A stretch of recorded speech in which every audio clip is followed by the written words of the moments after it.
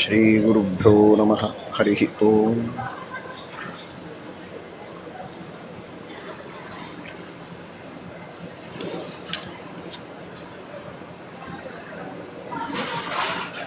ಯತ್ಪದಂ ವೇದ ಸಂವೇದ್ಯಂ ಕಟಾಕ್ಷೇಣಾಪಿ ವೀಕ್ಷಿತುಂ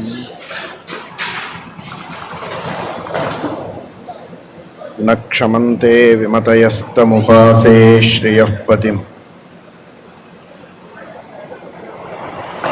ಮಯಿ ಸ್ಥಿತೋ ಮದಂಗೇಷು ಸ್ವತಂತ್ರೋ ವ್ಯಾಪ್ತವಾನ್ ಹರಿಃ ಸ ವಿಷ್ಣುಶ್ಚ ಸ್ವತಂತ್ರಂ ಮಾಂ ಸ್ವೇಚ್ಛಯಾ ವರ್ತಯತ್ಯಜಃ. ಸ್ವಾತ್ಮನಸ್ತಸ್ಯ ಪೂಜಾಸ್ಯುಃ ಮನೋವಾಕ್ಕಾಯವೃತ್ತಯಃ. ಮಮೈತಾಃ ಇತಿ ಕರ್ತಾರಂ ಉದ್ದೇಶ್ಯಂಚ ಹರಿಂ ಸ್ಮರೇತ್.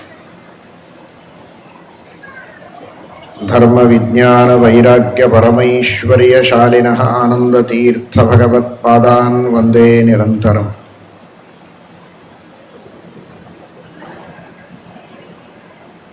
ಆನಂದತೀರ್ಥೋಪದಿಷ್ಟೋ ನಿಧಿರ್ನಾರಾಯಣಃ ವಯಃ ಪ್ರದರ್ಶಿತೋ ಯೇನ ಸಮ್ಯಕ್ ಜಯತೀರ್ಥಂ ತಮಾಶ್ರಯೇ. ಸತ್ಯಧೀರಕರಾಬ್ಜೋತ್ಥಃ ಜ್ಞಾನವೈರಾಗ್ಯಸಾಗರಃ ಸತ್ಯಜ್ಞಾನಾಖ್ಯತರಣಿಃ ಸ್ವಾಂತಧ್ವಾಂತಂ ನಿಕೃಂತತು. ಸತ್ಯಾಭಿಜ್ಞಕರಾಬ್ಜೋತ್ಥಾನ್ ಪಂಚಾಶದ್ವರ್ಷಪೂಜಕಾನ್ ಸತ್ಯಪ್ರಮೋದತೀರ್ಥಾರ್ಯಾನ್ ನೌಮಿ ನ್ಯಾಯಸುಧಾರತಾನ್.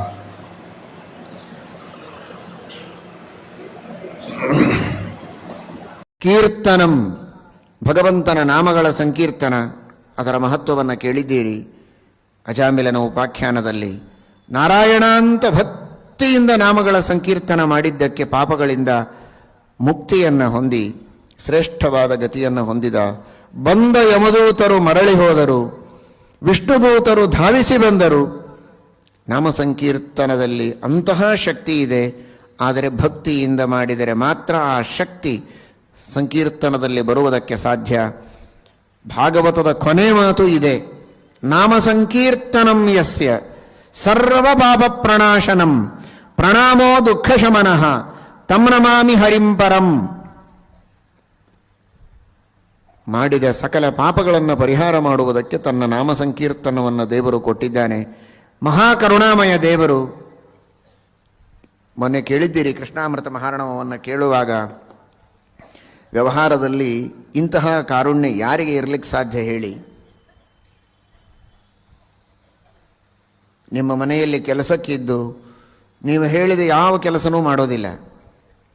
ನಿಮ್ಮ ಮನೆಯಲ್ಲಿರುವ ಪದಾರ್ಥಗಳನ್ನೆಲ್ಲ ಮುರಿದು ಹಾಳು ಮಾಡಿ, ನಿಮ್ಮ ಮಕ್ಕಳಿಗೆಲ್ಲ ಬೈದು ಜಗಳಾಡಿ, ಅವರನ್ನ ಕೆಳಗೆ ಬೀಳಿಸಿ ಕೈಕಾಲು ಮುರಿದು ಏನು ಮಾಡಬಾರದೋ ಎಲ್ಲ ಮಾಡಿ, ಯಜಮಾನ ಇವನ್ ತಲೆನೇ ಒಡೆಯಬೇಕು, ಇಲ್ಲ ಜೈಲಿಗಾದರೂ ಹಾಕಿಸ್ಬೇಕು, ಅಷ್ಟು ಅಪರಾಧಗಳನ್ನು ಮಾಡಿ ಆ ಯಜಮಾನನ ಹೆಸರು ಒಂದು ಗಟ್ಟಿಯಾಗಿ ಒದರಿಬಿಟ್ರೆ, ನಿನ್ನ ಹೆಸರು ತೊಗೊಂಡಿದ್ದೇನೆಲ್ಲ, ಅದಕ್ಕೆ ನಿನ್ನ ಮನೆಯಲ್ಲಿ ಏನೇನು ತಪ್ಪು ಮಾಡಿದ್ದೇನೋ ಎಲ್ಲ ಮಾಫಿ ಮಾಡು ಅಂದರೆ ಮಾಡಲಿಕ್ಕೆ ಯಾರಾದರೂ ಸಿದ್ಧರಿದ್ದಾರಾ? ಹೇಳಿ ನೋಡೋಣ. ಸಂಬಳಕ್ಕೆ ಅಂತಿದ್ದಾನೆ ಕೆಲಸಕ್ಕೆ, ಹೇಳಿದ ಕೆಲಸ ಒಂದು ಮಾಡಿಲ್ಲ. ಹೋಗಲಿ ಬಿಡು, ಮಾಡಿಲ್ಲ, ಏನೋ ಉಂಡು ಬಿದ್ದಿದ್ದಾನೆ ಅಂತಂದರೆ ಮಾಡಬಾರದ ಕೆಲಸಗಳನ್ನೆಲ್ಲ ಮಾಡಿದ್ದಾನೆ. ಇಷ್ಟು ಮಾಡಿದರೆ ಕೊನೆಗೆ ಆ ಯಜಮಾನನ ಹೆಸರು ಏನೋ ಇರುತ್ತೆ, ರಾಮರಾಯ ಭೀಮರಾಯ ಅಂತ. ಅಷ್ಟು ಹೆಸರನ್ನು ಒದರಿಬಿಟ್ರೆ, ಓ ನನ್ನ ಹೆಸರು ತಗೊಂಡ, ಪರವಾಗಿಲ್ಲ, ಹಾಗಾದರೆ ಇವನನ್ನು ಎಲ್ಲ ಅಪರಾಧಗಳಿಂದ ಮುಕ್ತ ಅಂತ ಮನ್ನಿಸಿ ಬಿಡೋಣ ಅಂತ ಯಾರಾದರೂ ಕ್ಷಮೆ ಮಾಡುವುದಕ್ಕೆ ಸಾಧ್ಯವಿದೆಯೇ? ಇಲ್ಲ.